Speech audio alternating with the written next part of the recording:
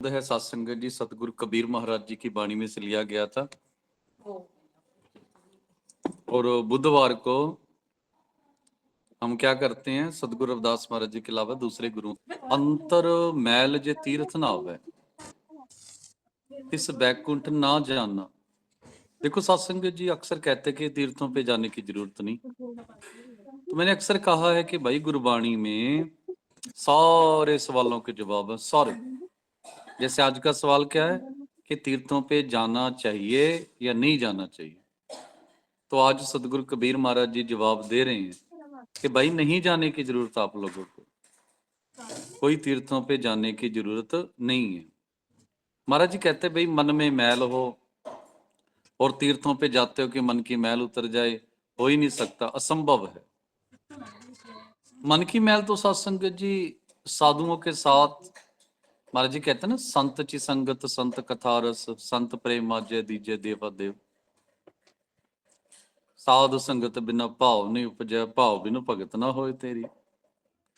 तो गुरु रूपी प्यारी सत्संगत जी साधु की संगत करने से, सत्संग करने से, गुरबाणी पढ़ने से, नाम शब्द जपने से फिर सत्संगत जी हमें वो प्राप्ति होती, मन साफ होता है। और क्या फायदा, मन में है ना वासना हो, मन में अहंकार हो, मन में लालच हो, तो क्या फायदा तीर्थों पे जाने का। और वैसे भी फायदा है ही नहीं है, क्योंकि वहां जाकर ये चीजें साफ तो होती नहीं है। एक तो गुरु की सत्संगत जी संगत, गुरु के वचन, गुरु की वाणी, ये असर करेगी गुरु रूपी प्यारी सत्संगत जी। अंतर मैल जे तीर्थ नावा। अरे भाई तीर्थों पे जाने से मैल नहीं उतरती, मैल नहीं उतरेगी तो बैकुंठ कैसे जाओगे, आपको ज्ञान कैसे होगा, ब्रह्म ज्ञान कैसे मिलेगा। लोग पतीने कछ ना होवे नहीं राम ए आना। सत्संगत जी जो लोग है ना, लोग वो सोचते हैं कि भाई किसी को, सत्संगत जी जब भी हम कोई बुरा काम करते हैं तो ये सोचते हैं कि कौन देख रहा है, कौन क्या देख रहा है, पर वो परम पिता परमात्मा सब कुछ देख रहा है सत्संगत जी। लोग पतीने, पतीने होता सत्संगत जी किसी को अट्रैक्टिव करना, आकर्षित करना। जैसे अब मुझे गुरु जी संत जी कहो और मेरे मन में मैल हो, तो सत्संगत जी फिर क्या फायदा। मेरी चार बातें सुन के लोग इकट्ठे होने लग जाएं, मेरी चार बातें सुन के लोग मुझे गुरु जी संत जी कहने लग गए, पर अगर मेरे कारनामे बुरे होंगे, अगर मेरी सोच बुरी होगी, तो सत्संगत जी महाराज जी कहते हैं लोग पतीने, कि भाई लोगों को अपनी ओर खींचने से कोई साधु नहीं बनता, सत्संगी नहीं बनता। लोग पतीने कचना होवे नहीं राम याना। अरे राम कोई पागल नहीं है, अज्ञानी नहीं है, राम उसे सब पता है, दिखाने की भी जरूरत नहीं, उसे सब पता है किसने क्या सेवा की है, क्या कर्म कर रहा है। He knows everything. हाँ जी, ये तीर्थ नावा तिस बैकुंठ ना जाना, कि भाई जय तीर्थों पे गुरु नहाने से कोई बैकुंठ नहीं जाता। गुरु जी, जय हाँ जी बहन गुरुदेव जी, धन्य गुरु जी। तीर्थों पे गुरु जाने से जी, कोई बैकुंठ नहीं बनता, गुरु मन जी साफ जय करना। बैकुंठ ना जाना लोग पतीने कछ ना होवे नहीं राम याना। लोगों को अपनी ओर, जैसे ये बाबे नहीं, देखो करोड़ों लाखों के हिसाब से इनकी संगत हुआ करती थी। लोगों को अपनी ओर खींचने से कोई फर्क नहीं पड़ता सत्संग जी। लोग तो अब मेरी तरफ भी अट्रैक्टिव हो रहे हैं, इसका मतलब ये थोड़ा मैं संत बन गया या कोई गुरु बन गया। प्रचारक हूं तो प्रचारक ही रहेंगे। महाराज जी यही कह रहे हैं लोग पतीने कछ ना होवे, कि लोगों को अपनी ओर खींचने से कोई कुछ नहीं होता। राम अयाना नहीं है, अयाना गुरु जी का भी वचन है ना, क्या तू सोया जाग अयाना। राम अनजान नहीं है सत्संग जी, कोई अज्ञानी नहीं है, उसे सब पता है कि हम करते क्या हैं। पूजो राम एक ही देवा सच्चा नावण गुरु की सेवा। सत्संग जी दो पंक्तियों में गुरु जी ने बहुत बड़ी बात कह दी।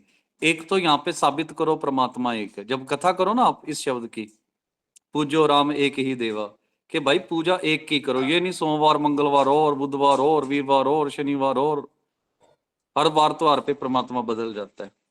फिर इनके साथ श्लोक लगा सकते हो, हरसो हीरा चाड़ के कह रविदास सबे जग लुटिया हम तो एक राम क्या छुटिया। ये श्लोक लगा देना साथ में, मतलब वो पंक्तियां बोल दो जहां से साबित हो कि परमात्मा एक है। और फिर वार्निंग भी दे दो हरसो हीरा चाड़ के, भाई परमात्मा के बारे में गुरु रविदास जी ने वार्निंग दी है कि एक परमात्मा को छोड़कर इधर उधर भागोगे तो नरकों के भागी बनोगे। तो चलो ये तो हो गया एक और नहावन गुरु की सेवा। असल जो देखो तीर्थ स्नान असल क्या होता है, गुरु की सेवा करनी। अब गुरु की सेवा क्या होती है, गुरु तो हमने कभी देखा ही नहीं, गुरुदास महाराज जी कभी देखे ही नहीं। हाँ, जिनसे नाम शब्द लिया है वो देखे हैं भाई, जैसे किसी ने डेरा बल्ला से लिया, किसी ने पठानकोट से, किसी ने कपाल मोचन से, किसी ने सुकरताल से, किसी ने संत श्री सुखदेव महाराज जी से नाम शब्द लिया। अब वो रोज रोज तो आपके घर पे आ नहीं सकते, तो सत्संग जी फिर गुरु की सेवा कैसे करोगे हर रोज। सुबह आपको 2-3 कथाएं सुनाई थी, शायद याद हो। एक तो वो कुत्ते वाली, जो कोई जा रहा था तीर्थ पे, वो जरूर सुनाना। जब भी सेवा की बात करो ना तो वो जरूर सुनाया करो, ठीक है सत्संग जी। साचा नावण गुरु की सेवा। अरे भाई, गुरु की सेवा करना दुनिया का सबसे बड़ा स्नान है। अब गुरु की सेवा कैसे होगी, गुरु की सेवा होगी पकोड़े बनाने से, चाय पिलाने से। गुरु की सेवा मटर पनीर शाही पनीर खिलाने से नहीं सत्संग जी। गुरु तो हम रोज तो आएंगे नहीं। अब सदगुरु निरंजन दास महाराज जी कहाँ से रोज आ जाएंगे हमारे घर पर, पठानकोट वाले महाराज जी कहाँ से रोज घर पे आ जाएंगे, कभी कभार साल में एक आधा दिन आ सकते हैं। फिर रोज कैसे सेवा करें महाराज की। महाराज जी कहते हैं कि भाई, साधो का शास्त्रण सुन कीनो, अनभावनी भगत ना साधी, भूखे अन्न ना दीनो। भूखे को रोटी खिला दो, किसी को भी। पैरों में किसी के चप्पल जूते नहीं है, मजबूरी है बेचारे की, चप्पल जूते दिला दो। किसी बच्चे की फीस भर दो, पढ़ना चाहता है, ठीक है। कोई बीमार है, पैसे नहीं है, उसका इलाज करवा दो। सत्संगत जी, मानवता की सेवा, जीव जंतुओं की सेवा, कुल कायनात की सेवा करना मानवता की सेवा है। महाराज जी ने कहा सच। ये आपको तीर्थों पे जाने की वो जो सुबह सुनाई थी ना, हाजी हज को जा रहा था, रास्ते में बीमार कुत्ता मिल गया, उस कुत्ते की सेवा करने लग गया तो उसका जहाज निकल गया। वो बेचारा पीछे रह गया, रो रहा है अब।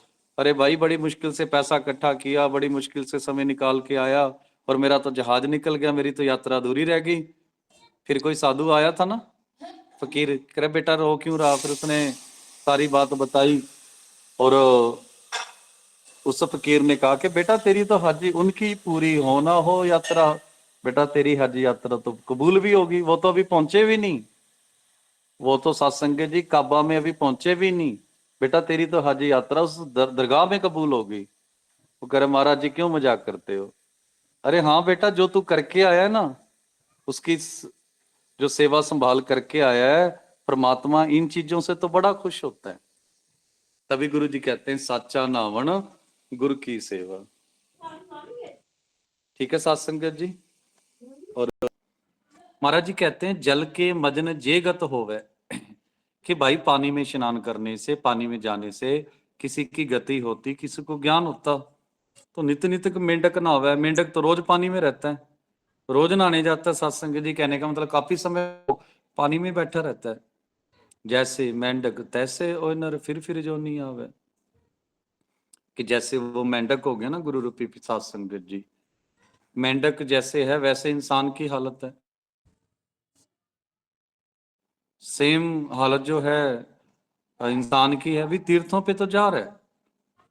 और सत्संग जी महाराज जी का वही वचन, कि जैसे मेंढक को ज्ञान नहीं है सत्संग जी, वो तो उसकी जिंदगी में कोई बदलाव नहीं आता पानी में बैठने से, पानी में स्नान करने से। उसके लिए तो पानी पानी है बस सत्संग जी, उसकी जिंदगी के लिए जरूरी है, इसके अलावा कुछ नहीं। और हम भी मेंढक की तरह ज्ञानी बने हुए हैं।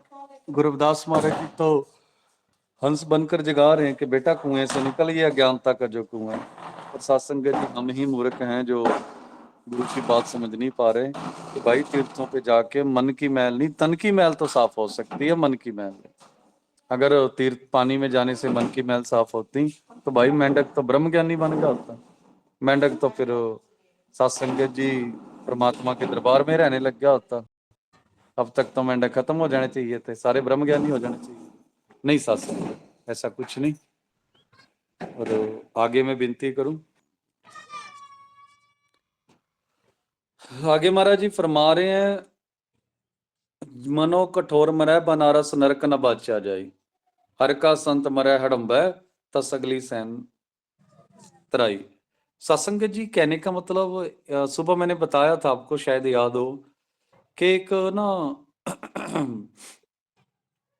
एक मान्यता है कि जो बनारस में मरेगा वो स्वर्गों में जाएगा, और जो मगहर, ये हड़म्बा नाम उसका ही है, जो मगहर में मरेगा वो स्वर्गों में जाएगा, सॉरी नरक में जाएगा, गधे की जोन में जाएगा, मगहर में।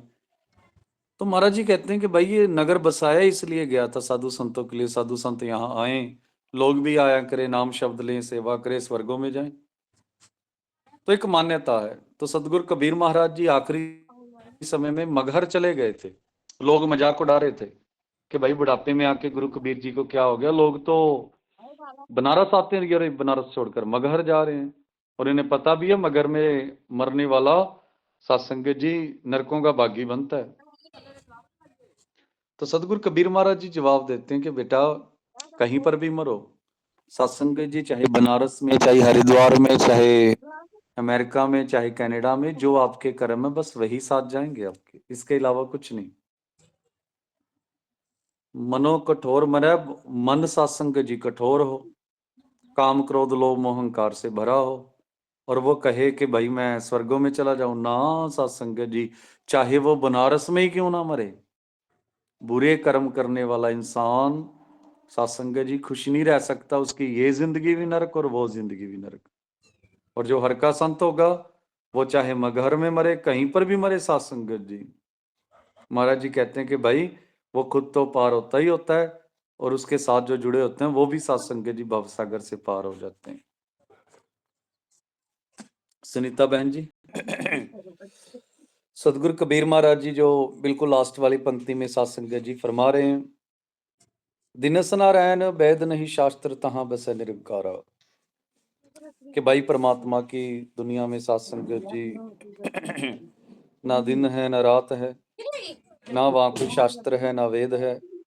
कहने का भाव सत्संग जी, हमने दिन रात में मालिक को बांट रखा है, सुबह उसकी शाम को आरती करो, सुबह ऐसा पाठ करो, शाम को वो पाठ करो, पर भाई उस मालिक की दुनिया में कोई दिन रात नहीं है, क्योंकि अगर यहाँ पे अब शाम हो गई तो सत्संग जी कनाडा में तो सुबह होने वाली है, तो यहाँ नित्यनेम सुबह वाला करोगे तो उधर सुबह का होगा, यहाँ शाम का होगा।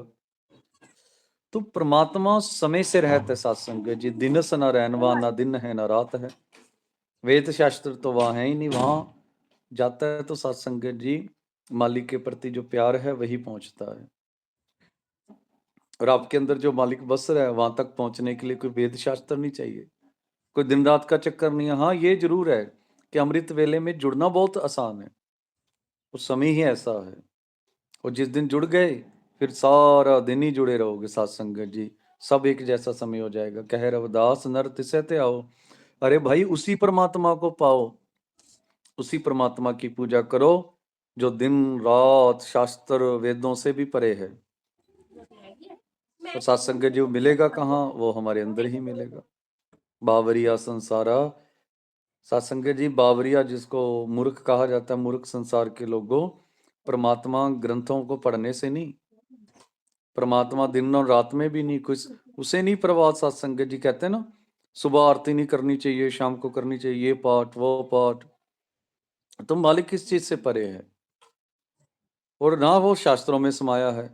जैसे हम कहते हैं भाई गुरबाणी पढ़ने से रब मिल जाएगा, नहीं, गुरबाणी में जो लिखा है वो मानने से रब मिलेगा। और बावरिया संसारा, कौन रह गया सत्संग जी, आप किया जाए ठीक है, सुबह मेडिटेशन के लिए माहौल अच्छा होता, पर ये नहीं कि भाई जो शाम को करे उसे मिले ही ना, वो तो समय से रहता है। वहां पहुंचने के लिए कोई शास्त्र भी नहीं चाहिए, सिर्फ प्रेमा भक्ति चाहिए, कह रहा बदा। इसीलिए उस परमात्मा को ध्याओ ना, जो जन्म मरण से रहता है, ना दिन में है ना रात में है ना शास्त्रों में है, पर इंसान के अंदर है। बस यही